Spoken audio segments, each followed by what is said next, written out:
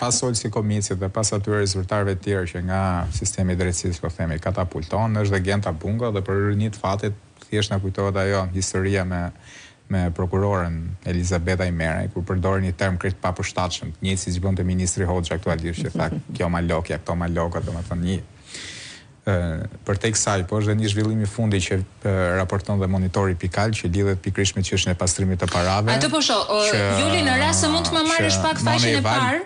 Pastrimi i parave Shqipëria në lupën e Manival, raporti i vlerësimit në dhjetor.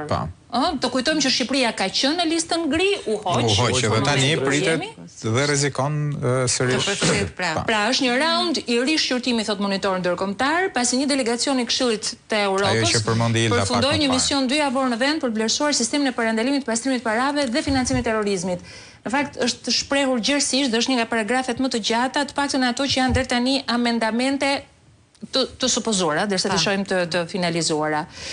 Raporti final pritet diskutohet dhe miratohet në mbledhjen plenare në dhjetor 2026, një moment që mund ndikojë vlerësimin ndërkombëtar të Shqipërisë për përputhshmërinë me standardet financiare. Kjo është.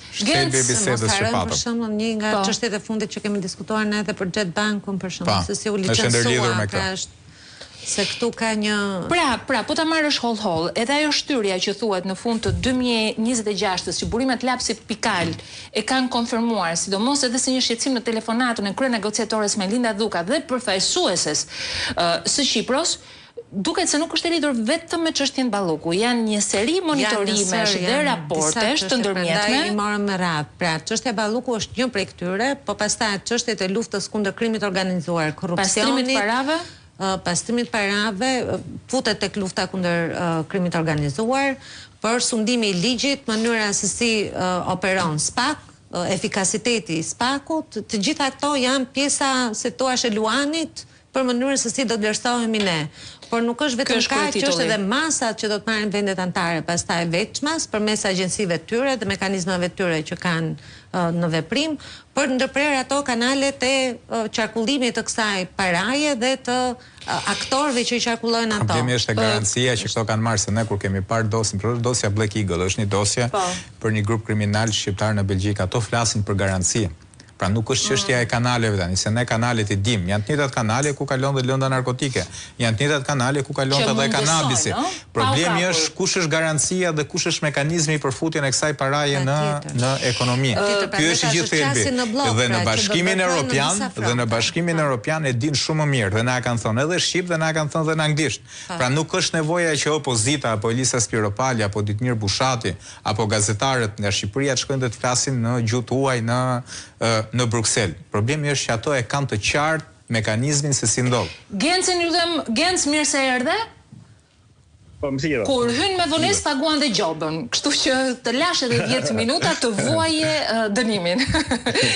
Genci, pyetja e parë, ti si e pek po themi këtë raport, i cili gjithsesi pritet të finalizohet, jemi përpara datës 12 maj, ku do të ketë një diskutim tjetër për raportin e Ibarit. Ty si të duk? Është raporti më i zi që më është dhënë të lexoj për Shqipërinë këto vite të fundit. Është më i ziu, sinqerisht. E ka lexuar ndryshe majoranca sot, besoj e ke parë. Ju lutem audio në studio për Gencin. Po, është lexuar ndryshe. Ky raport është një goditje vdekepurse ndaj gjithë demagogjisë entuziaste ose mashtronjëse të majorancës për integrimin. Gjithçka është e zezë. Zgjedhjet vidhen, sepse dhe një përdoren burimet shtetërore. Drejtësia është e kapur. Vendimet e gjykatës kushtetuese të KRSH po ashtu nuk zbatohen. Mediat nën presion ekonomik, korrupsioni galopant, pastrimi i parave, por po deri tek fëmijët shkuan, edhe tek marrja nga kime fëmijëve, dhe këtu nuk kishin haruar as edhe një gjë. Çfarë përshtypjen se kishin hyrë në një lloj kështu, një lloj Titaniku, në ujë, jo mbi ujë, ku gjithçka është ndryshkur. Edhe biles, dhe një raport që është dhe më keq sepse Shqipëria ka bërë dhe hapa mbrapa, sepse në një moment se i tonë raporti, Transparency International, që vitin e kaluar ishim në vendin e 80, kemi rënë në 91-shin.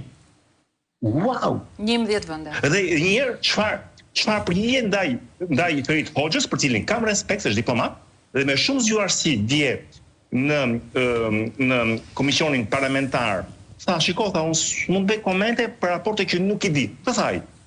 unë di punën që bëjmë neve, se çfarë bën ata nuk e di akoma. Ja sot Feriti dhe Rama e morën përgjigjen. Është raport i zdi. I vetmi shpëtim që ka kjo mazhorancë, aty ja të drejtë, është e kalendari. Po. Të thënë, shikoni, ne thot, tim premtuar, tim mbaroj negociatat në 31 dhjetor 2027. Po. Të thënë ta, nuk kemi ngën 5 gola, 6 gola, 10 gola, por na gjykoni aktere.